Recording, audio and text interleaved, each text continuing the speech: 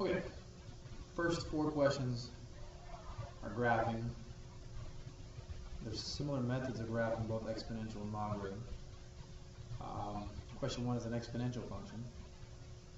The way this was presented, really 3 steps, I guess. The first step is to locate the horizontal asymptote. That's found from the vertical translation here of -1. That means the horizontal asymptote moves down 1 unit. Step 2 is to locate the y-intercept. That's found by letting x equal 0. So we put a 0 in for x. 0 minus 1 is -1. 3 to the -1 is 1/3. 1/3 minus 1 is -2/3. That's about right there. Third step is to find 2 other points on the graph. So if x equals 1, for example, 1 minus 1 is 0. 3 to the 0 power is 1. 1 minus 1 is 0. So 1, 0 is on the graph. If x equals 2, 2 minus 1 is 1. 3 to the first power is 3. 3 minus 1 is 2.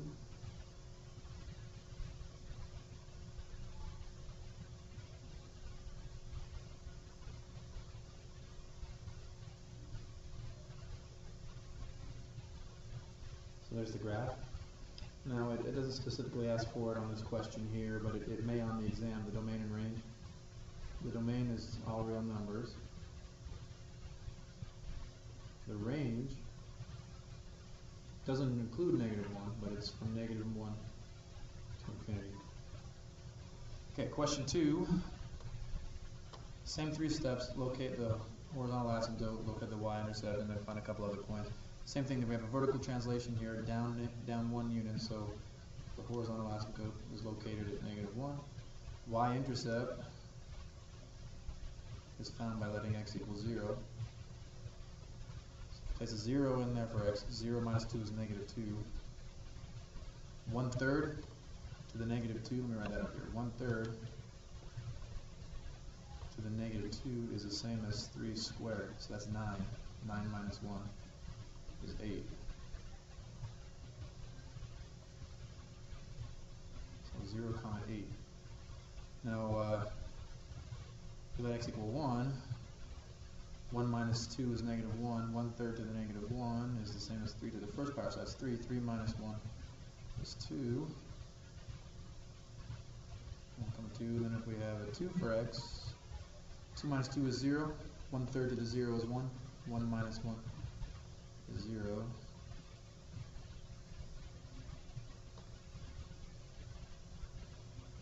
Even though these are both considered exponential functions, question 1 is an exponential growth function, question 2 is an exponential decay function. Here the domain is all real numbers. The range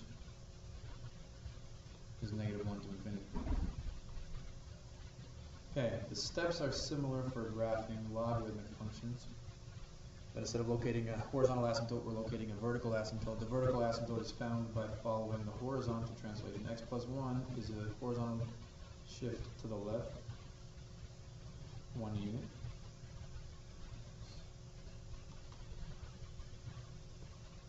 Then we locate the x-intercept. That's found by letting y equal 0. Now f of x is really the same thing as y.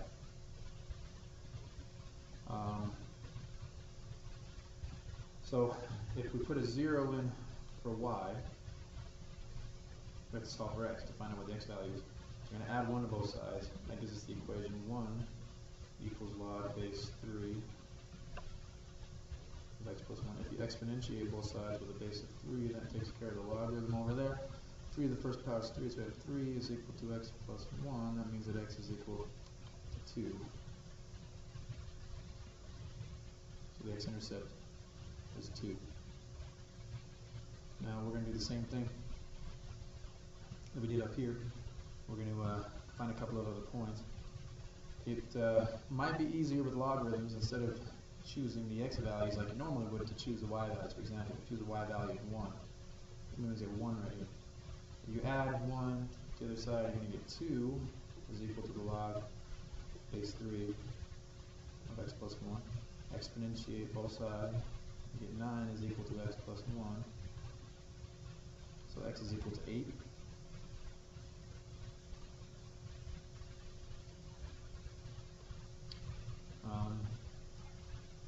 we could let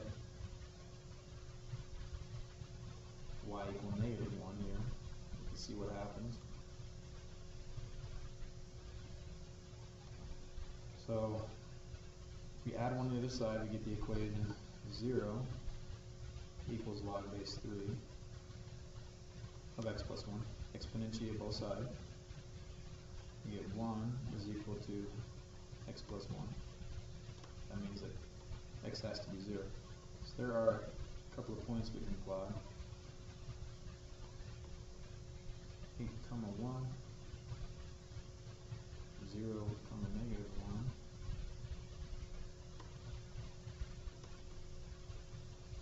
Here the domain is from -1 to infinity, and the range is all real numbers. It doesn't include -1 because that's where our vertical asymptote is for the domain. Okay, question 4.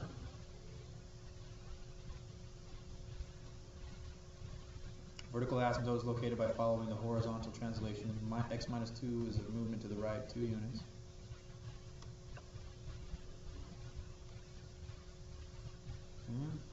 Now we need to find the x-intercept by letting y equal 0. So we place a 0 right in here.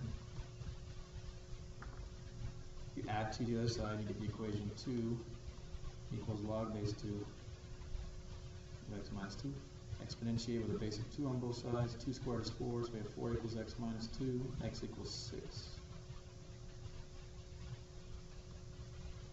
So there's the x-intercept. Want x to equal negative, or will y equal -1 here. So we put a -1 in place of y. Add 2 to this side and get the equation 1 equals log base 2 of x minus 2. Exponentiate with a base of 2. 2 to the first power is 2. 2 equals x minus 2. That means that x equals 4. So we have 0.4 comma -1. If we let y equal -2, and the reason I'm choosing smaller y values, if I let y equal 1, it would be a point way over here on the x-axis. So you can graph it if you want, but I'm choosing some smaller values of y to get smaller values of x. So if this is -2 for y, and you add 2 to the other side and you get 0 equals log base 2. X minus 2, exponentiate with a base of 2. 2 to the 0 power is 1. 1 equals x minus 2. So we get an x value of 3.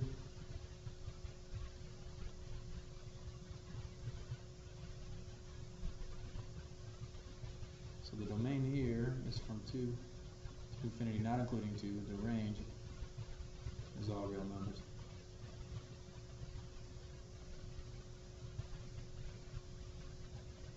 Okay, this next section is pretty easy, just rewriting. If it's in logarithmic form, you can exponentiate using the same base. So you have 216 equals 6 to the third. Here you use a base of 9. So that's gone, and you have 81 is equal to 9 squared. Here you can use a base of 13. So that's gone. You have 1 is equal to 13 to the 0 power. Here you use a base of e.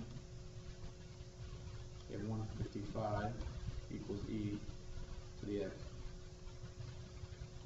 The next section is just doing the reverse. They're already in exponential form. So you have to rewrite using logarithmic form. To cancel that base of the 2, you have to use a log base 2 on both sides. That's gone, so you have 6 is equal to the log base 2 of 64. Here you use a natural log. So you have x is equal to the natural log of 216. Here you use a log base 289. So you have 1/2 equals log base 289 of 17. Here we're going to use a log base 8.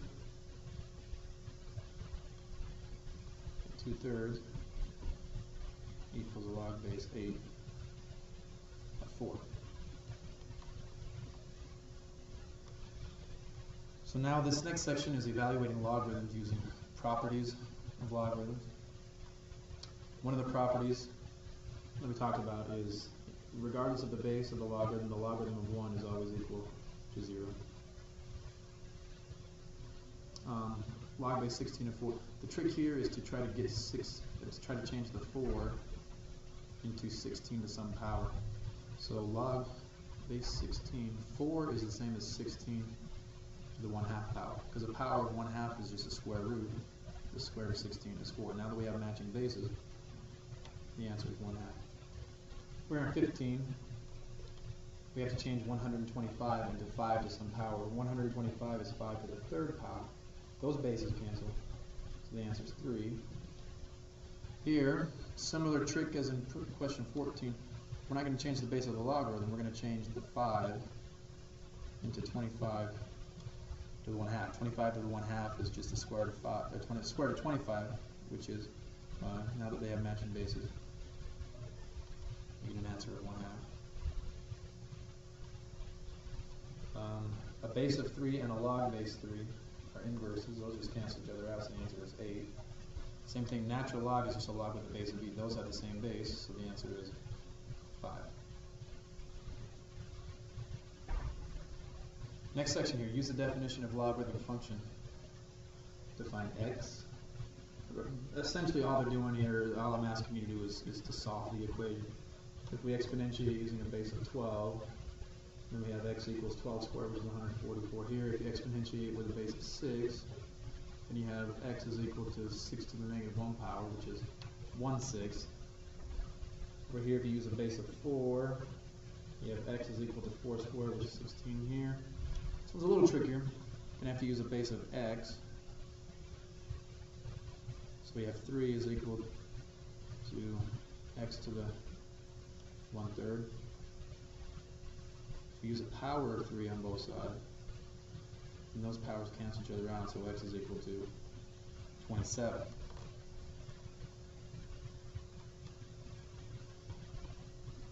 Okay, condense.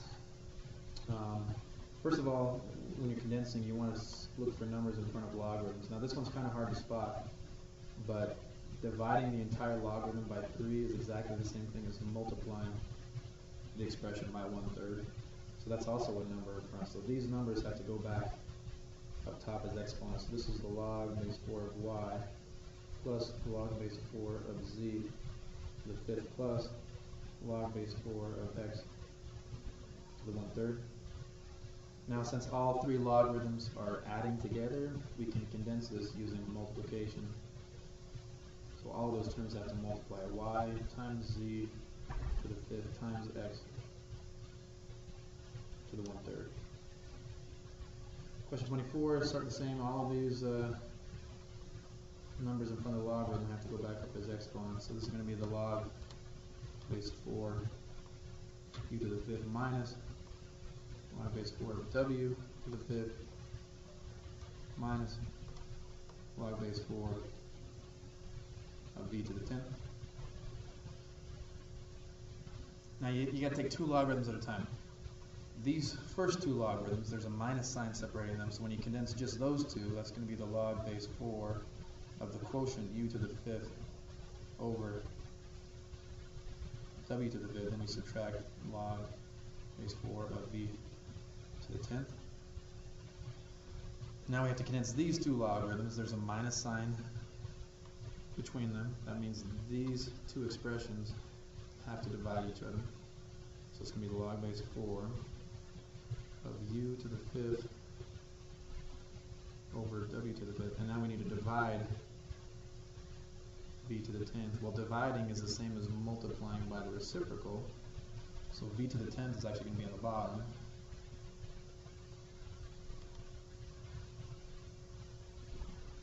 Okay, 25. 25 is a rather tricky one. Logarithms and radical signs don't play nicely together. That's just something that you'll be best to try to remember. Radicals and logarithms don't play well. Change radicals into rational exponents. So this expression could be thought of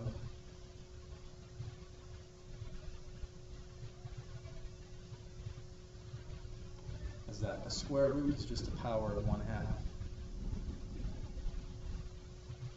Now, if you distribute this exponent to the numerator and to the denominator, this becomes the log base 5 of x to the 1/2 over y to the 1/4. And you have a power that's being raised to another power you multiply.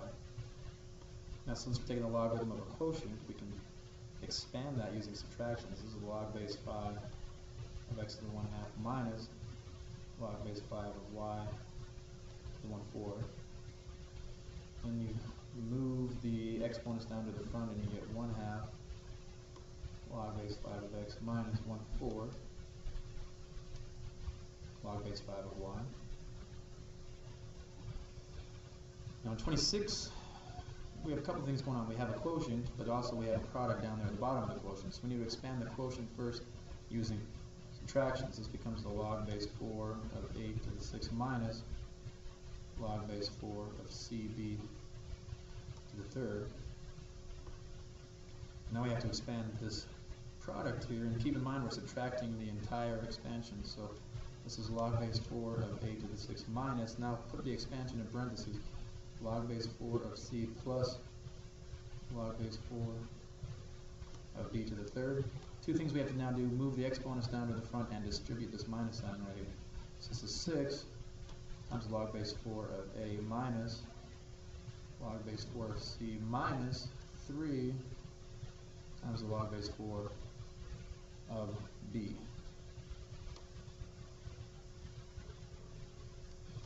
Now we're getting into the solving equations. For logarithmic equations, you have to isolate the logarithmic term and then exponentiate both sides. So this is the logarithmic term of this equation. So we have to divide by -3.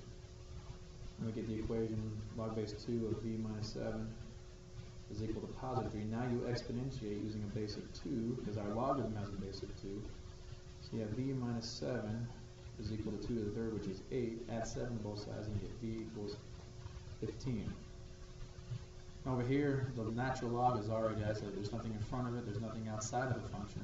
So we can go ahead and just exponentiate using a base of e.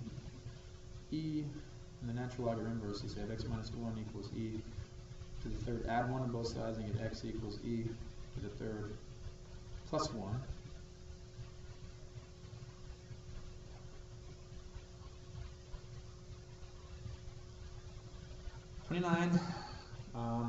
And 30 are different types of problems because they have multiple logarithms. So this, for example, needs to be condensed into one logarithm. Same with this. This expression needs to be condensed into one logarithm. So the two logarithms have the same base. That's important. There's a plus sign between them. That means when we condense, these two expressions multiply. So this is log base 5 of x times x plus 6. And that equals a log base 5 of 55. Now that you've condensed, you exponentiate using a base of 5. So that just cancels each of the logarithms. So you have x squared plus 6x equals 55. If you subtract 55 to the other side, it's going to equal 0. If you factor x plus 11 and x minus 5, which means that x equals negative 11 or x equals positive 5. Now you always got to check, remember you can only take the logarithm of positive expressions. That doesn't mean that x can't be negative, but what that means is when you plug it into the expression, it has to become positive. If you plug in a negative 11 right here, or if you plug in a negative 11 right here, you would end up taking the logarithm of a negative number. That's an extraneous solution. The only one that works is x equals 5. Here on 30, they have the same base, and there's a plus sign between the two logarithms. So when you condense this, these have to multiply. It's 5 times x plus 10. That equals 2. Exponentiate both sides, and you get 5x plus 50 equals 81. Subtract 50 and you get 5x equals 31. Divide by 5 and you get x equals 31 fifths. So the problem is here that x that we're solving for is a variable. We can't solve for x as long as it is a variable. So to cancel the base, we have to use a log base 8 on both sides. Log base 8 cancels a base 8. So x is equal to log base 8 of 35. Now with a calculator, you'd have to plug this in to get the decimal of this. So what you would plug into your calculator is using the change of base formula, log 35 divided by log 8. So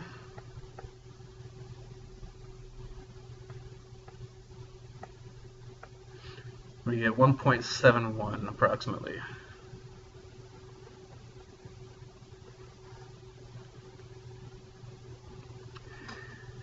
And one thing you could do is check your answer on your calculator.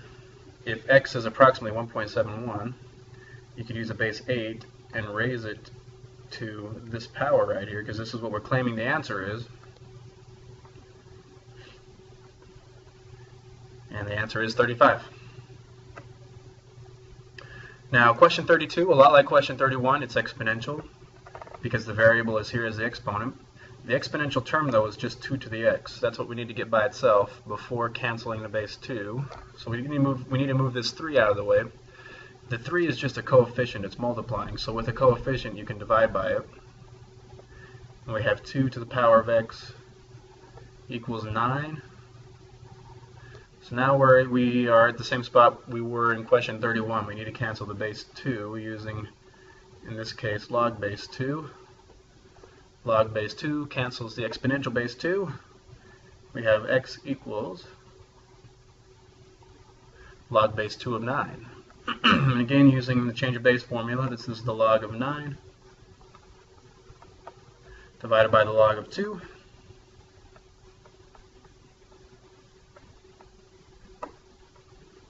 And that's 3.17.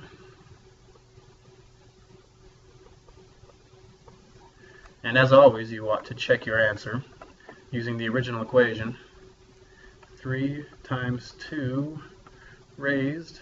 Now most calculators have a feature where rather than punching in these decimals all by hand, it's kind of like a copy and paste feature. In this calculator here, this copies this phrase ANS stands for answer, copies the previous answer. So I'm raising it to the previous answer, and it should equal 27. Okay, question 33.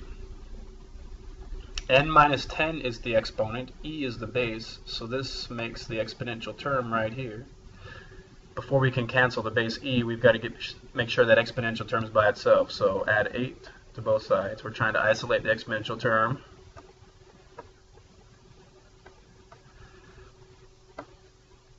Now that the exponential term is isolated, we can cancel the base. What we're trying to do is make sure this variable is no longer in an exponent.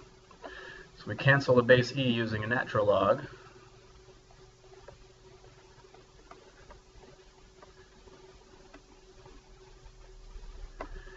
And the final step to getting n by itself is to add 10.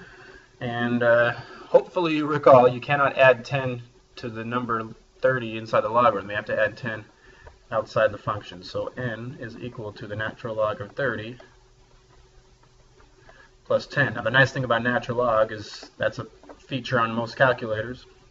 Natural log of 10, or sorry, natural log of 30 plus 10 is approximately 13.4.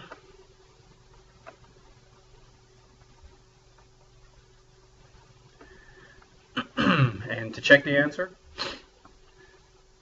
using a base e and the exponent, or n, it was 13.4 approximately. So I've got e to our answer, 13.4 minus 10. I'm just following exactly what it says here in the problem, and then subtract 8, and that should equal 22.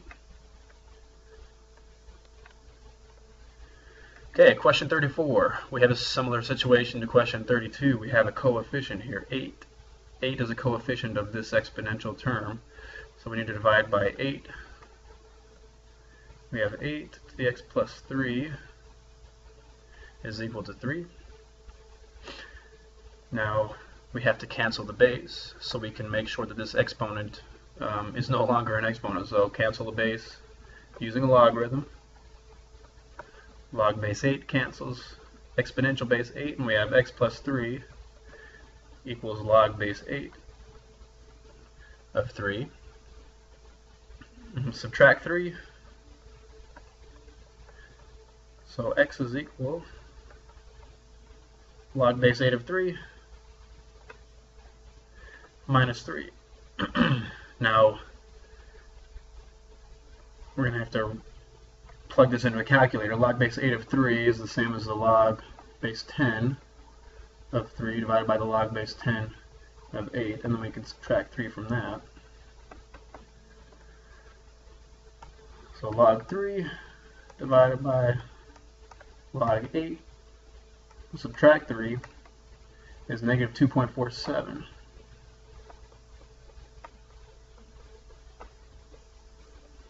Approximately. And just to check, we should have 8 times 8 raised to a power of negative 2.47 plus 3, and that should equal 24. Okay, question 35. How long would it take 5,000 investment to double if it's compounded continuously? And there's the key word right there. This is continuously compounding interest. So right off the bat, you ought to be thinking about this formula.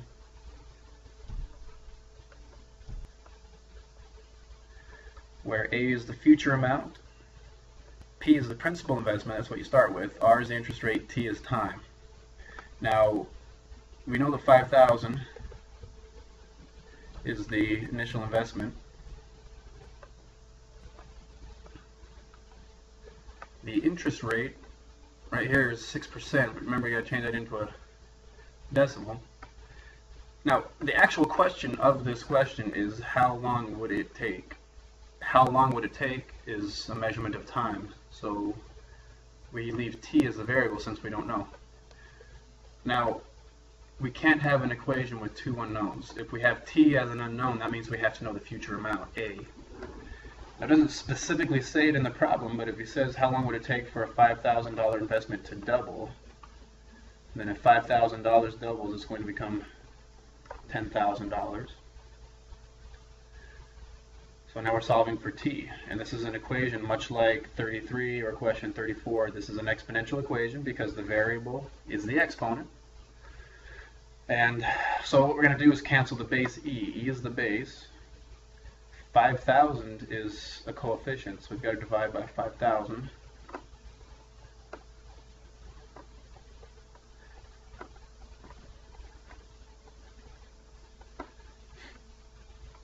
Now we can cancel a base e using a natural log.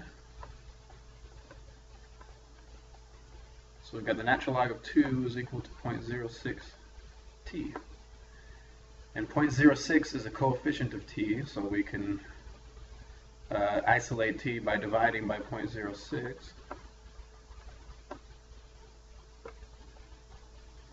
So we get a value of t is equal to the natural log of 2 divided by 0.06.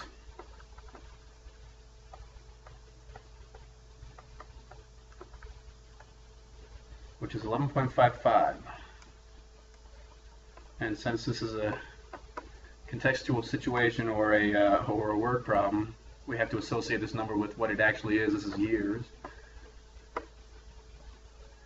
So if you invest $5,000 at 6% interest compounded continuously in about 11.5 years, you would expect your investment to double.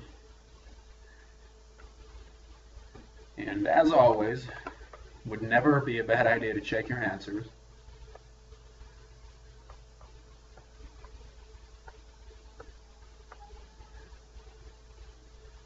So I started with a value of $5,000 at a rate of 6% for 11.55 years. I should expect an answer of $10,000 here. Okay, question 36. We have a culture bacteria of 10,000 and it doubles every 40 minutes. We need to find a function that'll tell us the number of bacteria at time t. So if we have bacteria doubling, or really anything that's doubling at a certain interval of time, then a function that can model that growth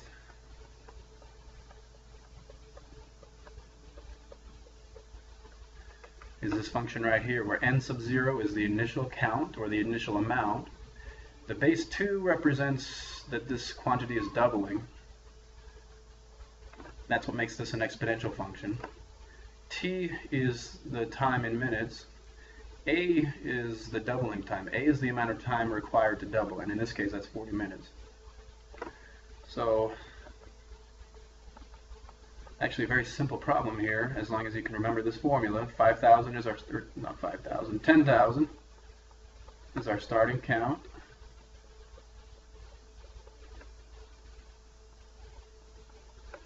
And there's the function. A natural follow-up question in 36 would be to use the function to estimate the number of bacteria after 10 hours or 40 days or something like that, where you actually have to use the model to make a prediction, okay? Which would just be nothing more than plugging in a value of time for t.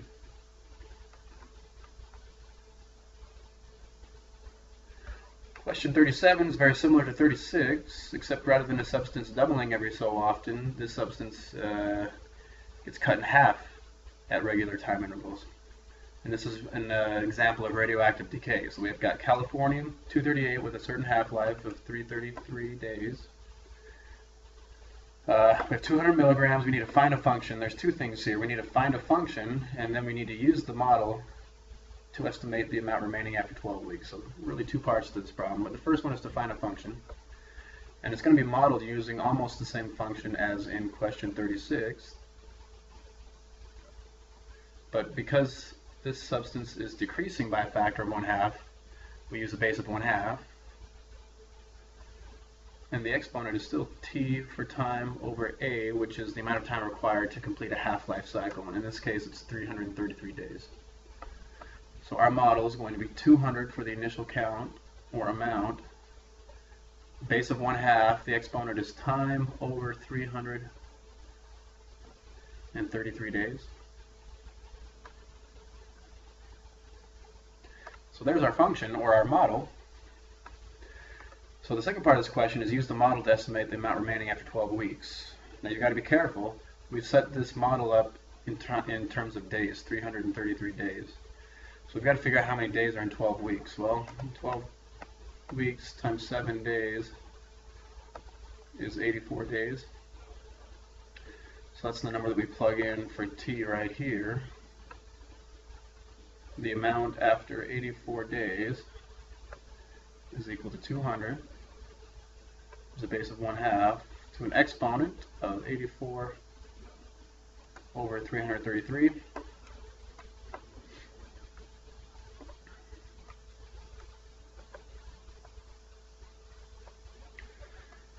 So once you have the model, it's just plugging in values into the model and letting the calculator do all the work.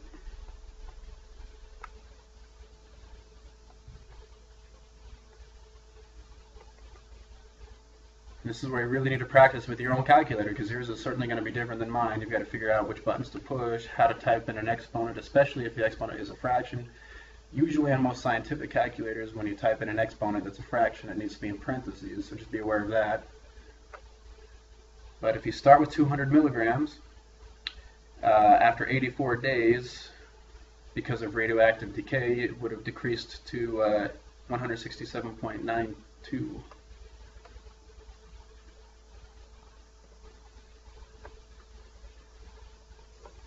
milligrams.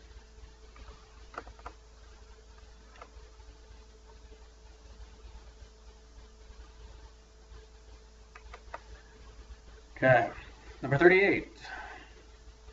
A question like this would have come from section 4.5.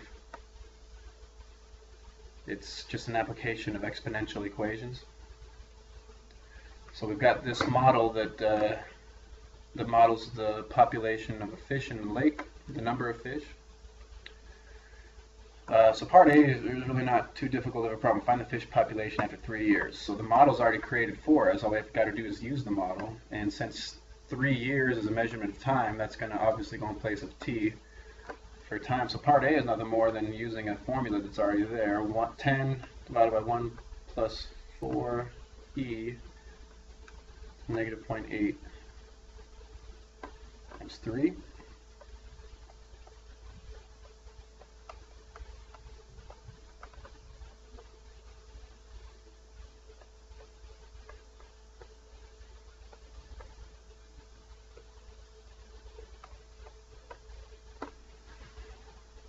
So this says 7.34, and here's where we really need to read the question through carefully. P obviously stands for population, but you can't confuse this to mean 7.34 fish. P is the number of fish in thousands. So this is 7.34 thousand fish.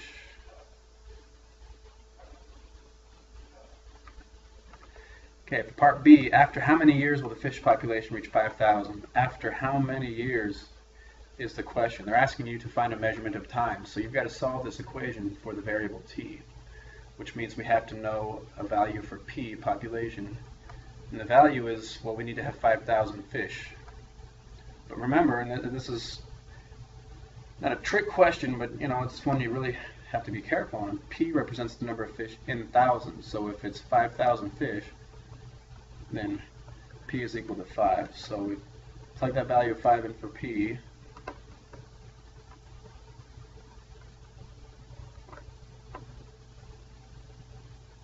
And we've got to solve this equation for T. Now, right now we've got a fraction on one side, and especially the variable that we need is on the denominator of this fraction, plus the variable that we need is the exponent of an exponential. So first thing we got to do though is try to clear this fraction. So if you multiply a fraction by its denominator,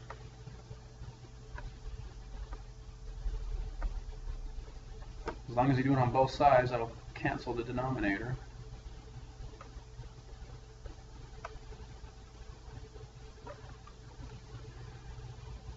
So I'm going to go ahead and just leave the 5 out of the parenthesis rather than distributing it. So we've got 1 plus 4e to negative 0.8t times 5 is equal to 10. You could distribute the 5. It wouldn't be a wrong thing to do. I'm just not going to do it. I'm going to divide by the 5 right here. So now we have no need for the parentheses. And our goal is to still get this exponential term. E is our base, negative 0.8t is the exponent. So we need to isolate this exponential term by subtracting 1. So we got 4e to negative 0.8t is equal to 1. Now divide by 4.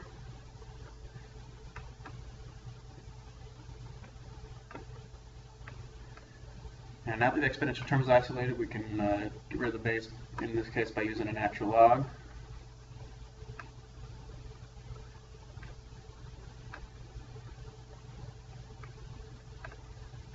And finally, to isolate t, you can divide by negative 0.8.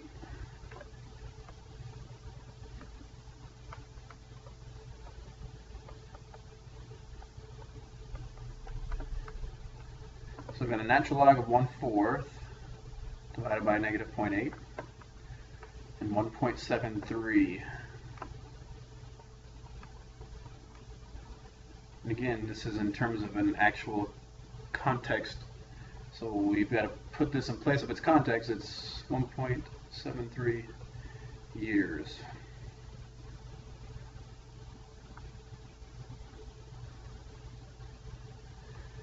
Okay, I apologize, there are some typos in this one.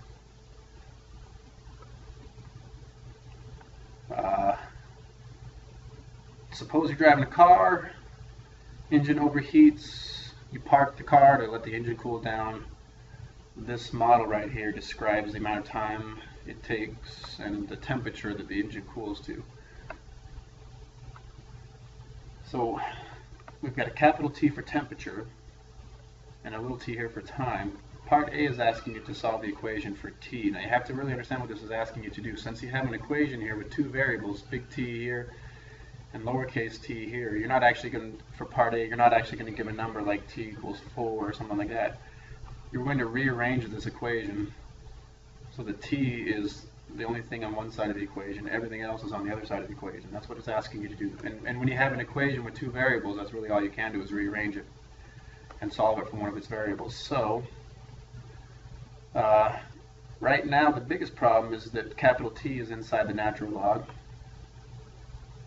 So before we can do anything to try to get at t, we've got to cancel the natural log. The only way to cancel a logarithm, including the natural log, is to use a base. So for the natural log, you use a base of e, and that cancels the natural log. So you've got big T minus 20 over 200 equals base e to negative 0.11t.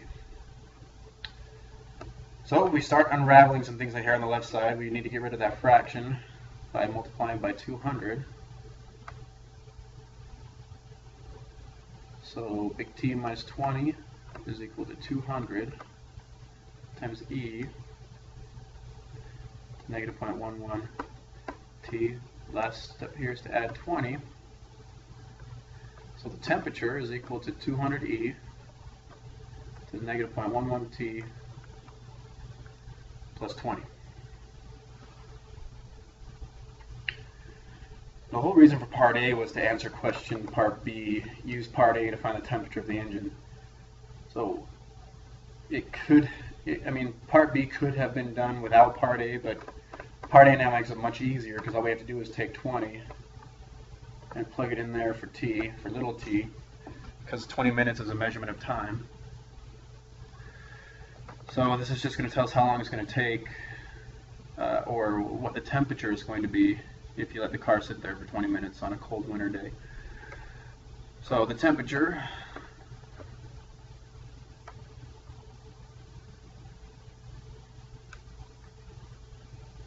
you just plug 20 in there for t.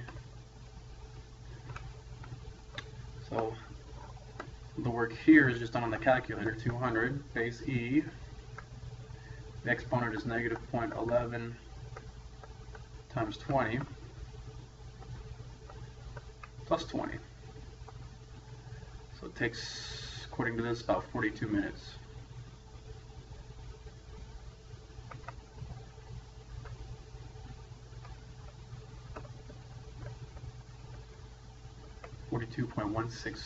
Sorry, 42.16 degrees. I've got the wrong context here. This is the measurement of temperature, not time, so it's 42.16 degrees. So it overheated, just to make sense of the problem here. We were driving the car, it overheated at 220 degrees. So when you stop the car, the temperature of the engine was 220 degrees. What this is saying is after 20 minutes, the temperature of the engine is cooled to 42.16 degrees. So it's pretty cold outside. It cooled that engine down real quick. And that's it.